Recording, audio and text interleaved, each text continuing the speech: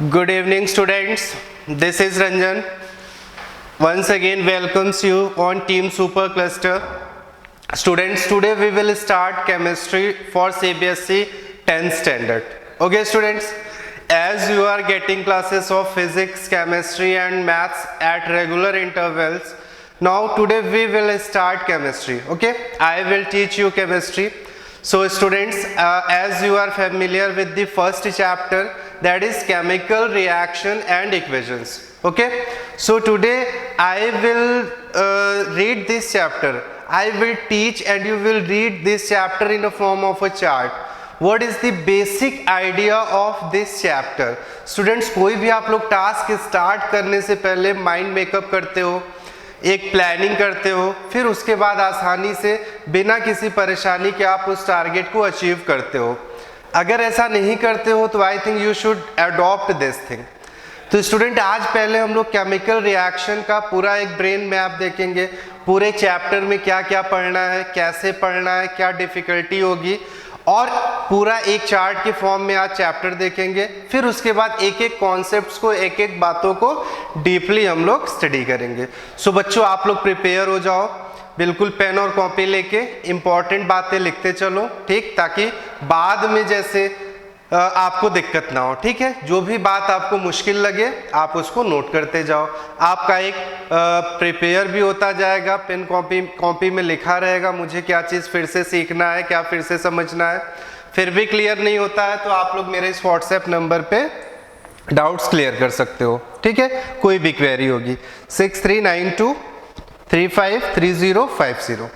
Okay students, so chapter students हम लोग पढ़ेंगे chemical reactions and equations.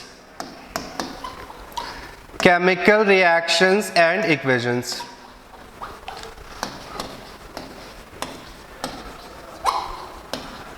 So बच्चों, आप लोगों ने प्रीवियस क्लासेस में साइंस में केमिकल और फिजिकल चेंजेस पढ़ा होगा.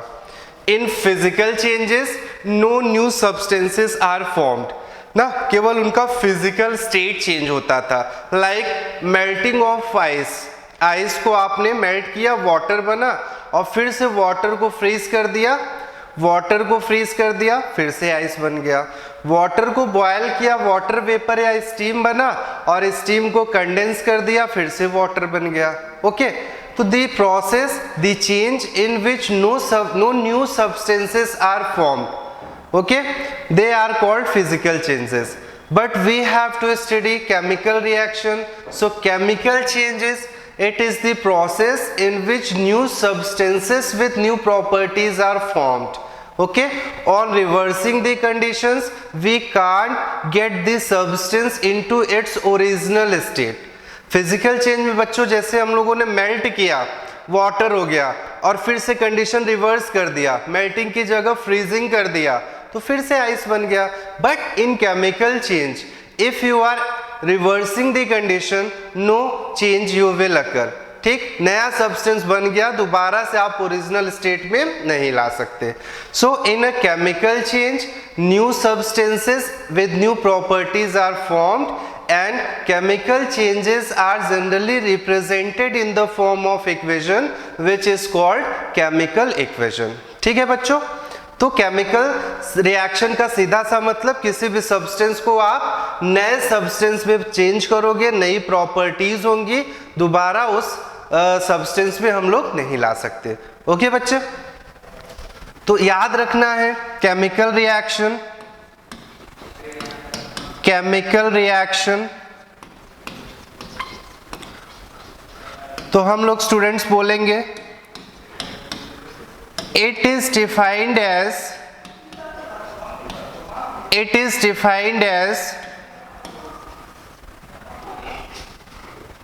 The reaction in which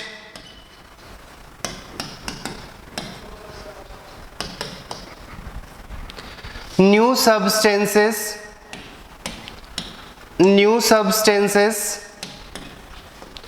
with new properties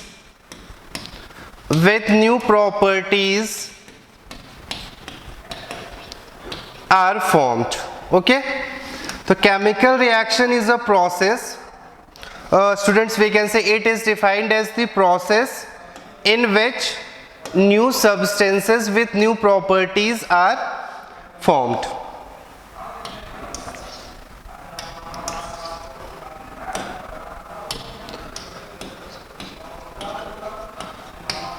Okay students, जैसे suppose that magnesium ribbon, magnesium element आप लोग जानते होंगे स्टूडेंट्स। कुछ बेसिक बातें, नाइन्थ का बहुत ही इंपॉर्टेंट रोल होगा 10th में, तो आप लोग याद रखना। बेसिकली अगर केमिस्ट्री बहुत आसान है, अगर चैप्टर्स की बात करें 5 मिनट अभी हम समय लेंगे सिलेबस ब्रेकअप में। केमिकल रिएक्शंस आप लोग पढ़ोगे, एसिड बेसिस एंड सॉल्ट्स पढ़ोगे, एसिड्स बेसिस एंड सॉल्ट्स पढ़ोगे,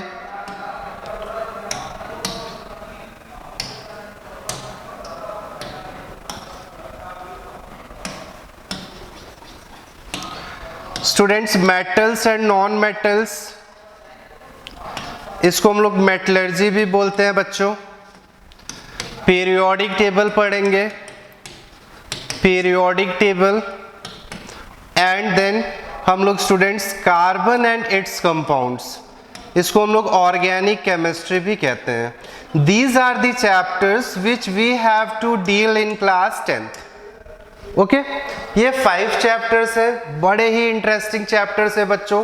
कोई भी एक्स्ट्रा एफर्ट नहीं करना पड़ेगा, बट आपको बेसिक कंसेप्ट्स ऑफ केमिस्ट्री आना चाहिए बच्चों। एटम का कॉम्पोजिशन आपको अच्छे से पता होना चाहिए, चार्ज कौन सा होता है एटम पे, जो उसके कॉन्स्टिट्यूएंट पार्टिकल्स है, इलेक्ट्रॉन, प्रोटॉन, न्यूट्रॉन, उस पर क्या चार्ज होगा। At least you should learn 30 elements. Students elements learn करने के बाद आप लोग उनके सिंबल्स लर्न कर लोगे।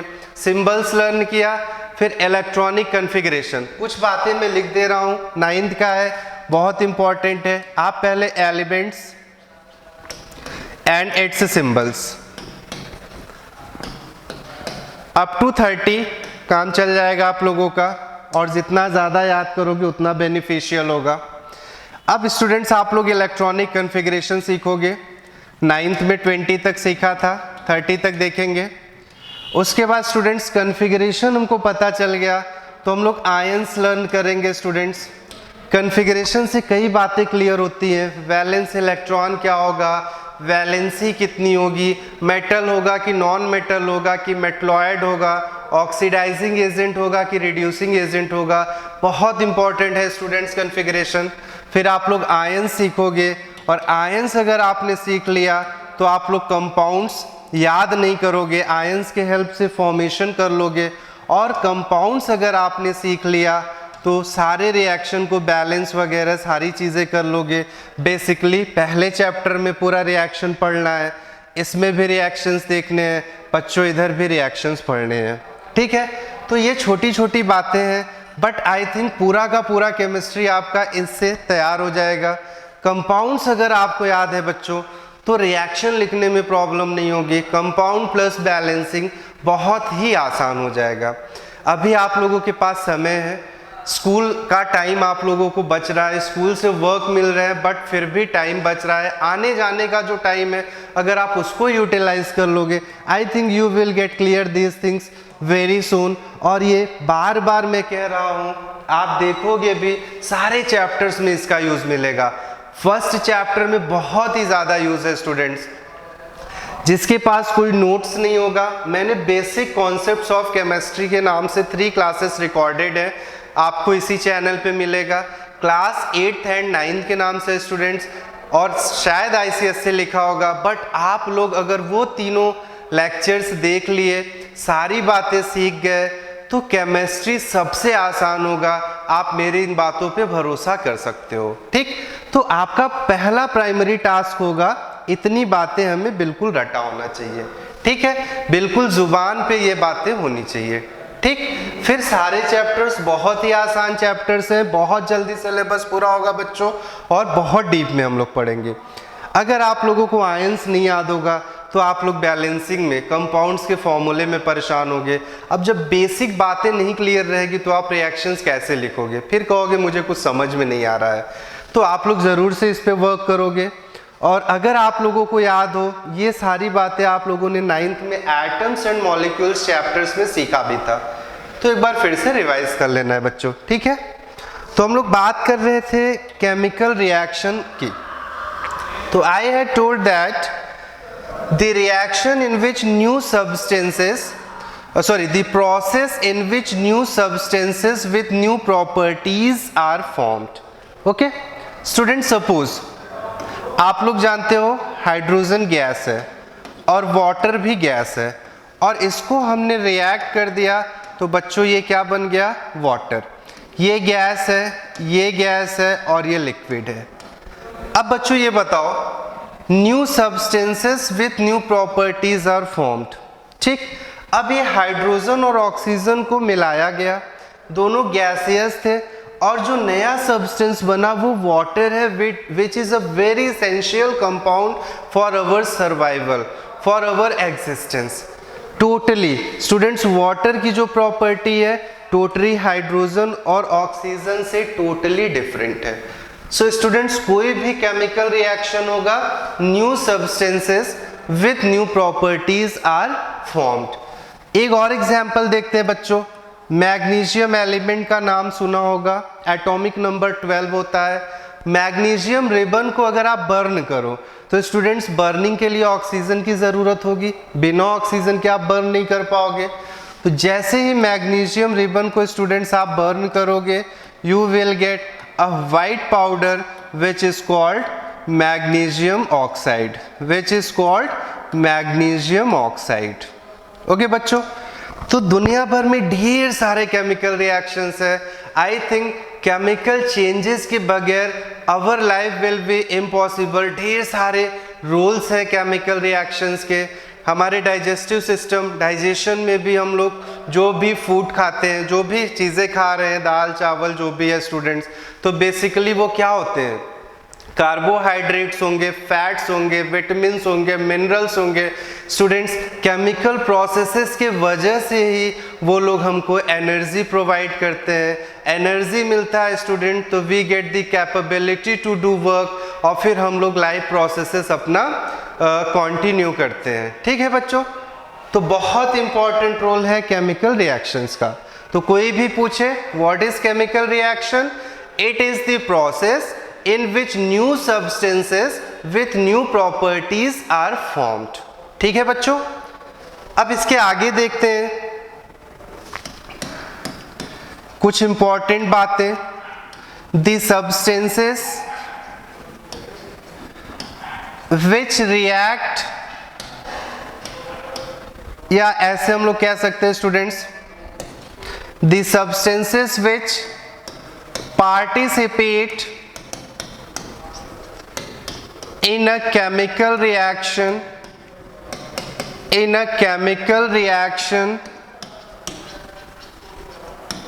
are called reactants। काफी लोग जानते होंगे बच्चों, जिनको नहीं पता होगा याद रखना है। The substances which participates in a chemical reactions are called reactants। The new substances formed as a result of chemical reaction or change, as a result of chemical reaction are called products,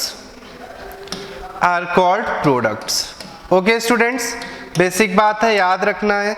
suppose अभी हम लोगों ने hydrogen को oxygen से react करा, water का formation हुआ, balancing किया बच्चों, ठीक है, तो ये वाटर बना। अब ये हाइड्रोजन और ऑक्सीजन को रिएक्ट कराया गया, so students these are called reactants, and the new substances which are formed as a result of reaction are called products. And students, reactants and products in a chemical equation, chemical reactions को जिस form में represent किया गया, that is called chemical equation, reactants और product को arrow mark से separate करते हैं। एरो का हेड स्टूडेंट्स प्रोडक्ट की तरफ होगा और एरो का टेल जो है वो रिएक्टेंट्स की तरफ होगा। ठीक, तो रिएक्टेंट्स और प्रोडक्ट्स क्लियर है बच्चों। Substances which take participate in a chemical reaction are reactants, and the substances which formed as a result of chemical reaction are called products. Okay, they are separated by arrow sign, head उसका product की तरफ, tail उसका reactant की तरफ। तो chemical reaction में क्या होगा, reactants होंगे और products होंगे। ठीक है बच्चों, दो important बात याद रखनी है। In a chemical reaction,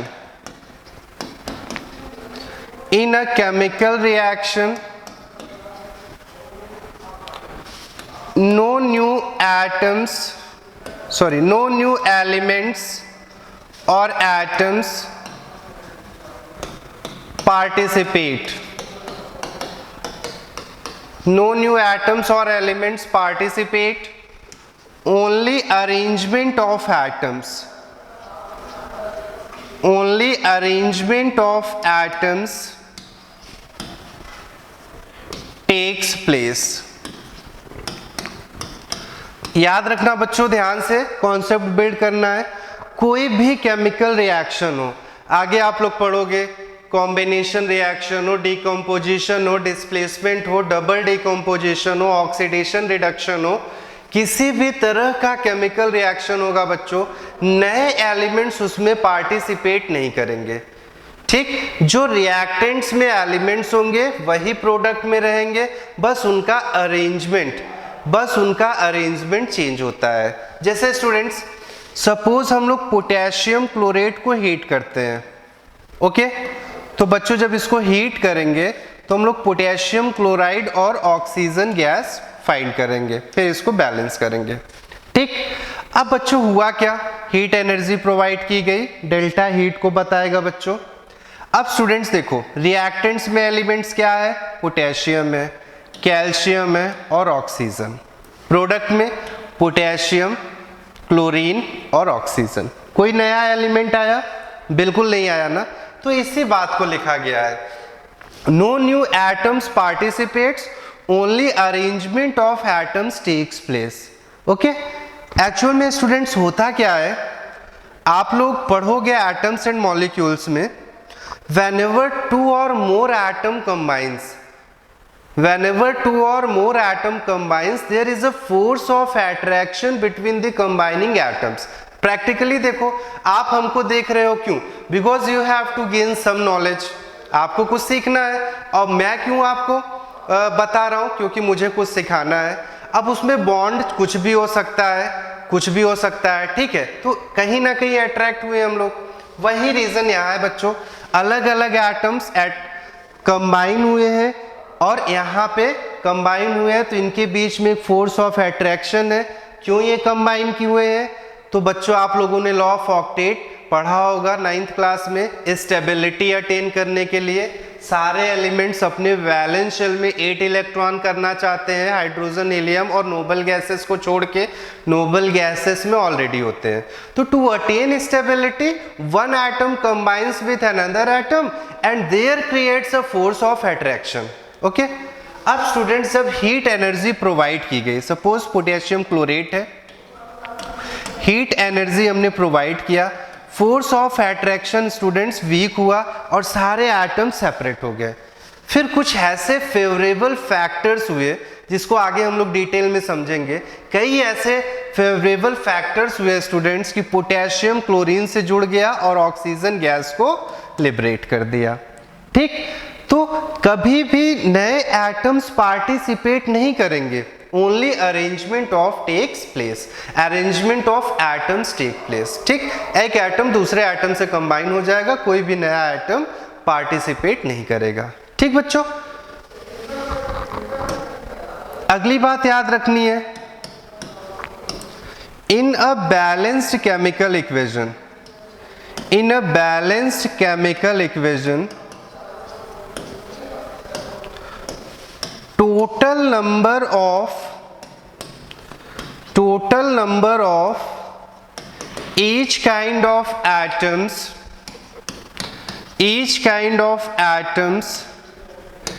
in reactants is equal to the total number of each kind of atoms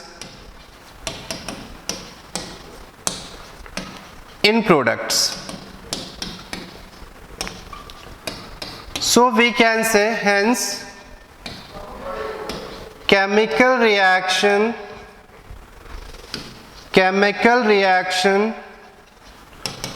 obeys the law of conservation of mass.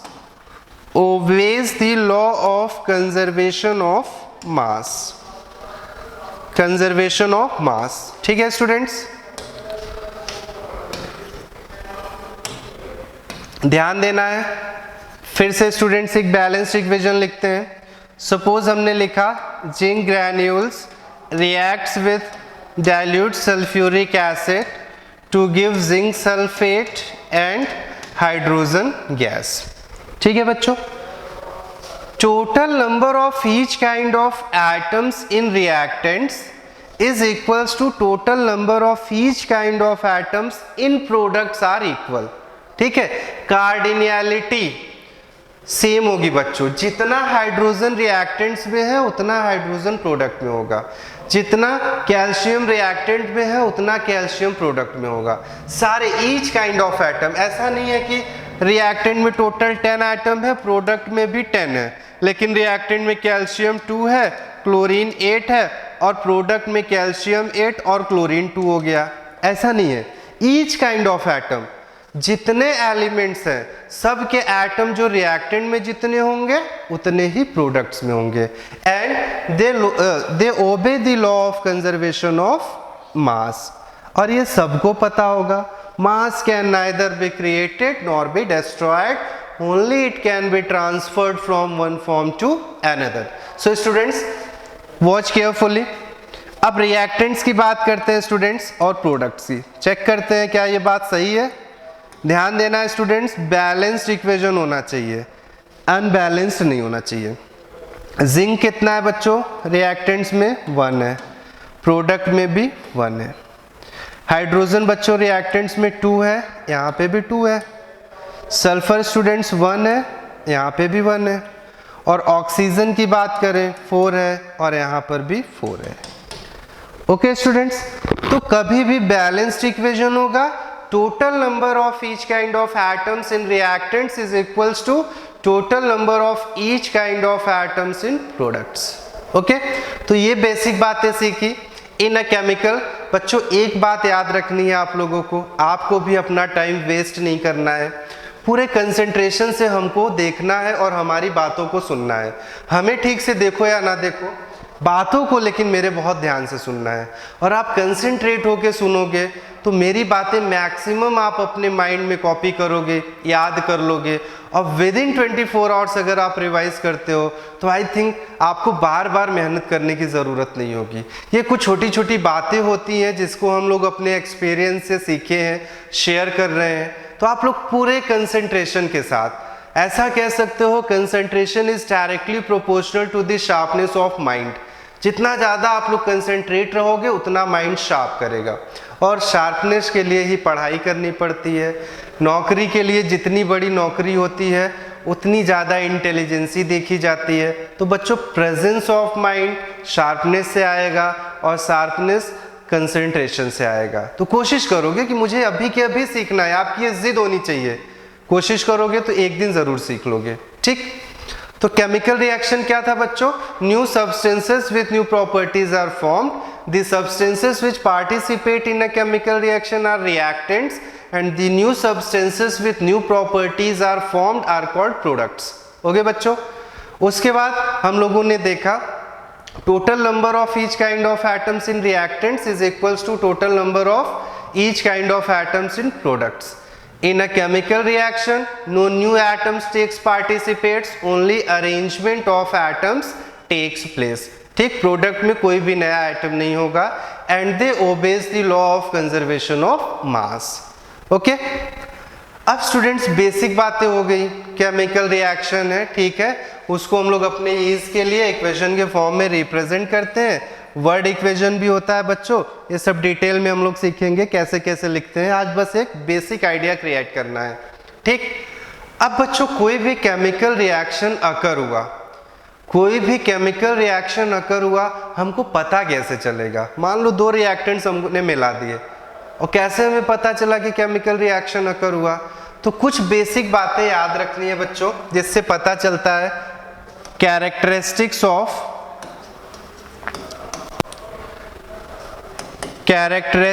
Of chemical reaction.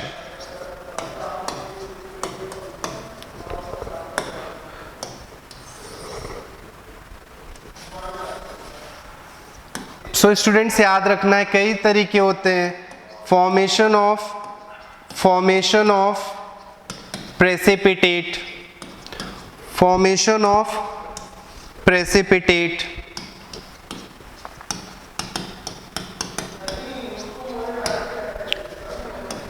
evolution of gas,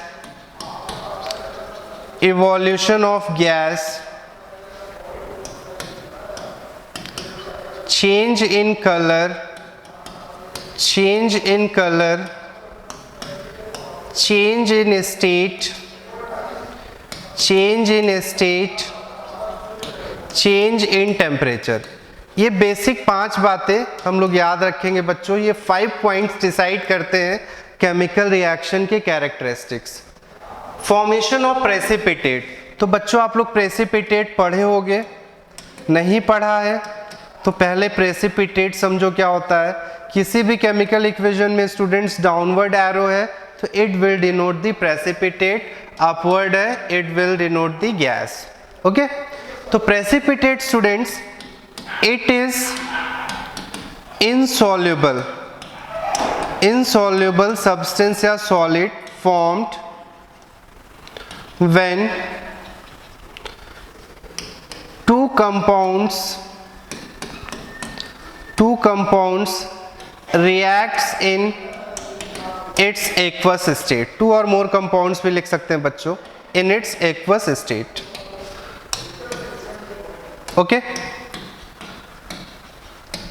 आप लोग आगे पढ़ोगे double decomposition reaction और उसमें एक precipitation reaction भी होता है स्टूडेंट्स। तो 2 कंपाउंड्स, सपोज स्टूडेंट्स हम लोगों ने लिया सिल्वर नाइट्रेट और AgCl, सोडियम क्लोराइड, दोनों कैसे हैं स्टूडेंट्स? सोल्यूशन फॉर्म में है, एक्वस स्टेट में है। और जैसे ही स्टूडेंट सॉल्यूशन को मिक्स करते हैं तो वहाँ पे फॉर्मेशन होता है AgCl और सोडियम नाइट्रेट का, और स्टूडेंट सिल्वर क्लोराइड इनसॉल्युबल होता है और इसका एक प्रेसिपिटेट बनता है। सेमी सॉलिड बोल सकते हैं। जैसे बच्चों आप लोग क्लियर वाटर लो 1 ग्लास और उसमें चॉक पाउडर मिला दो, तो चॉक पाउडर आप लोग देखोगे बिल्कुल वो डिसॉल्व नहीं होता, कॉमन सॉल्ट डिसॉल्व हो जाएगा पता नहीं चलेगा, but chalk powder calcium carbonate वो पूरे में देखोगे आप तो बेस पे बिल्कुल बॉटम पे ग्लास के स्टिक रहेगा, सेमी सॉलिड होगा, तो हम उसको प्रेसिपिटेट कह सकते हैं। ठीक, तो डबल डिकम्पोजिशन में आप प्रेसिपिटेट का फॉर्मेशन देखोगे। ठीक, तो ये क्या है? इनसॉल्युबल सॉलिड है। जब 2 या 2 से ज्यादा कंपाउंड सॉल्यूशन में रिएक्ट करेंगे एक्वस फॉर्म में तब बनेगा। ठीक, तो कई ऐसे रिएक्शंस है बच्चों, प्रेसिपिटेट बन गया। इसका आप एग्जांपल यही ले सकते हो, सिल्वर नाइट्रेट का सॉल्यूशन लिया और सोडियम क्लोराइड का लिया, ठीक, और दोनों को मिला दिया तो हम लोगों को AgCl NaNO3 बना। AgCl सिल्वर क्लोराइड या हार्न सिल्वर भी बोलते हैं बच्चों, ये इनसॉल्युबल होगा और इसका प्रेसिपिटेट बनेगा। बाकी सारे कलर वगैरह सब डिटेल में हम लोग सीखेंगे, पहले पूरा चैप्टर समझना है। इवोल्यूशन ऑफ गैस, तो प्रेसिपिटेट बच्चों याद रखना है, पूरे चैप्टर में यूज होगा, एरो डाउनवर्ड रहेगा, ये भी याद रखना है। इवोल्यूशन ऑफ गैस स्टूडेंट्स, कुछ ऐसे रिएक्शंस होते हैं जिनका कैसे पता चलेगा कंप्लीशन हुआ कि नहीं, रिएक्शन हुआ कि नहीं? इवोल्यूशन ऑफ गैस से। जैसे स्टूडेंट्स जिंक ग्रैन्यूल्स, जिंक के टुकड़े लें और उसको हम लोग डाइल्यूट सल्फ्यूरिक एसिड से रिएक्ट कर दें तो बच्चों वहाँ पे हम लोगों को जिंक सल्फेट बनेगा और स्टूडेंट्स वहाँ पे हाइड्रोजन गैस का फॉर्मेशन होगा, बबल्स ऑफ हाइड्रोजन या effervescence of hydrogen is seen. ठीक, तो जब एफरवेसेंस बबल्स दिखा तो बच्चों ने जिंक और H2SO4 के जब मिलाया तो कोई वहां बबल्स नहीं था। After some time effervescence is seen, मतलब इवोल्यूशन ऑफ गैस हुआ और वहां पे हमको पता चला केमिकल रिएक्शन हुआ। दूसरा इंपॉर्टेंट बात बच्चों, एफरवेसेंस याद रखना है। तो effervescence is it is the formation of gas bubbles in a liquid और aqueous solution बोल सकते हैं बच्चों। ठीक है, एफरवेसेंस क्लियर है। तो पहला क्या देखा, प्रेसिपिटेट बन रहा है मतलब केमिकल रिएक्शन हुआ, इवोल्यूशन ऑफ गैस हुआ, केमिकल रिएक्शन हुआ, एफरवेसेंस और प्रेसिपिटेट क्लियर होगा बच्चों। चेंज इन कलर बच्चों, सपोज बच्चों कॉपर सल्फेट है, कॉपर सल्फेट का कलर बच्चों ब्लू होता है, और जैसे ही आपने copper sulphate, aqueous copper sulphate बच्चों, कॉपर सल्फेट का सॉल्यूशन है, ठीक, ब्लू कलर का होता है। अब आपने उसमें आयरन नेल्स या आयरन के टुकड़े डाल दिए, थोड़ी बात देखोगे बच्चों, जो कलर ब्लू था वो ग्रीन हो गया। तो इसमें कोई जादू नहीं हुआ बच्चों, होता ये है आयरन सल्फेट से रिएक्ट करके फेरस सल्फेट बना लिया और इसका कलर ग्रीन होता है और कॉपर को डिस्प्लेस कर देता है। तो कॉपर सल्फेट में जो ब्लू कलर था ड्यू टू कॉपर था, कॉपर हट गया, आयरन जुड़ गया, आयरन ग्रीन होता है, ग्रीन कलर हो गया बच्चों। ठीक है, तो एक्वस स्टेट में ये। तो डिस्प्लेसमेंट रिएक्शन में इसको डिटेल में हम लोग समझेंगे आगे। रिएक्टिविटी सीरीज ऐसा क्यों हुआ कि आयरन अलग हो गया, सॉरी आयरन जुड़ा कॉपर अलग हो गया। तो बच्चों यहाँ पे भी फोर्स ऑफ अट्रैक्शन की बात है। सपोज आप दो लोग बड़े अच्छे दोस्त हो, बहुत अच्छे से चल रहा है, लेकिन ऐसा भी हो सकता है कोई थर्ड आ जाए जो और ज्यादा आपको अच्छा लगे, तो वहां पे आप उससे अलग होके उससे जुड़ जाओगे। तो वही चीजें यहाँ होती है बच्चों, आयरन ज्यादा इफेक्टिव होता है, ज्यादा रिएक्टिव हम लोग केमिकल टर्म्स में बोलेंगे कॉपर से, that's why it displaces copper. तो डिस्प्लेसमेंट में देखेंगे। चेंज इन स्टेट बच्चों, अमोनिया गैस होता है, HCl गैस की बात कर रहे हैं बच्चों, हाइड्रोक्लोरिक एसिड नहीं है, और जैसे ही आप दोनों को रिएक्ट करोगे अमोनियम क्लोराइड बनेगा बच्चों और ये सॉलिड होता है। तो आपने क्या देखा, तो गैसेस को हमने मिला दिया और सॉलिड बन गया। हाइड्रोजन ऑक्सीजन भी गैस होता है बच्चों, मिला दोगे वाटर जो कि लिक्विड होता है। तो चेंज इन स्टेट हुआ तो भी केमिकल रिएक्शन अकर हुआ। चेंज इन टेम्परेचर, तो टेम्परेचर के बेसिस पे बच्चों हम लोग दो बातें सीखेंगे, एक्सोथर्मिक रिएक्शन और एंडोथर्मिक। एक्सो मतलब स्टूडेंट्स ज्यादा, कोई भी केमिकल रिएक्शन अकर हो जिसमें एनर्जी लिबरेट हो, that is called exothermic reaction. जैसे स्टूडेंट्स इसमें अगर हम लोग सल्फ्यूरिक एसिड में जिंक ग्रेन्यूल्स डालेंगे तो वहां पे भी एनर्जी लिबरेट होता है, एक्सोथर्मिक रिएक्शन। एंडोथर्मिक का मतलब बच्चों रिक्वायरमेंट हो, the reactions in which energy is required in the form of heat are called endothermic reactions। ठीक, तो इससे भी हम लोग केमिकल रिएक्शन का आइडिया लगाएंगे। तो केमिकल रिएक्शन कैसे अकर हुआ बच्चों, प्रेसिपिटेट बन सकता है, गैस बन सकता है, change in colour, change in state, change in temperature. ठीक है, क्लियर है इतनी बातें। अब स्टूडेंट्स हम लोग देखेंगे conditions required for chemical reactions, conditions required for chemical reaction। ठीक से लिखता हूं, समझ में आए। तो बच्चों केमिस्ट्री की प्रिपरेशन बिल्कुल आपको स्टार्ट करनी है और बहुत ही इंटरेस्टिंग चैप्टर है, बहुत कम मेहनत करना पड़ेगा, लेकिन कुछ कंडीशंस है और कंडीशंस मैंने स्टार्टिंग में बता दिया। आपको वो 5-6 बातें बिल्कुल याद करनी है, फिर मेरा काम है, आपको बिल्कुल नहीं मेहनत करना पड़ेगा, बट वो बातें बिल्कुल दिमाग में होनी चाहिए। अब स्टूडेंट्स कई कंडीशंस होते हैं, कुछ रिएक्शंस क्लोज कांटेक्ट से बन जाते हैं, क्लोज कांटेक्ट मिला दिया जाए, बस कांटेक्ट में रख दे अकर हो जाएगा। कुछ कंडीशंस बच्चों प्रेशर अप्लाई करना पड़ता है, हाई प्रेशर और हाई टेम्परेचर। हैबर्स प्रोसेस में आप लोग हैबर्स प्रोसेस से अमोनिया का फॉर्मेशन देखोगे, हाई प्रेशर अप्लाई करते हैं 200 एटमॉस्फेरिक प्रेशर।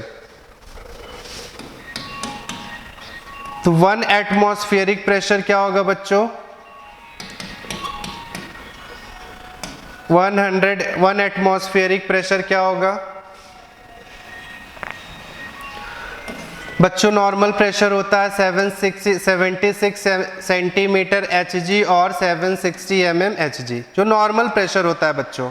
1 ATM बोलते हैं, ATM से डिनोट करेंगे, पैसे वाला ATM नहीं। तो हैबर्स प्रोसेस में 200 एटमॉस्फेरिक प्रेशर और हाई टेम्परेचर प्रोवाइड करते हैं बच्चों।